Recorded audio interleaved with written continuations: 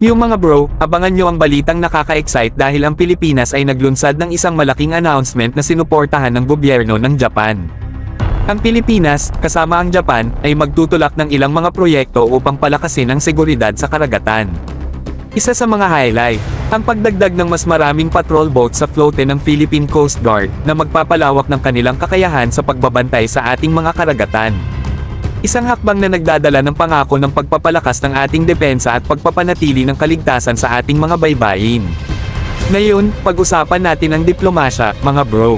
Sa kabila ng mga kasaysayan at patuloy na alitan mula noong World War II, ang Japan at Pilipinas ay naglalakbay patungo sa isang bagong yugto, nagtutulungan upang labanan ang lumalaking aktibidad ng China sa rehiyon.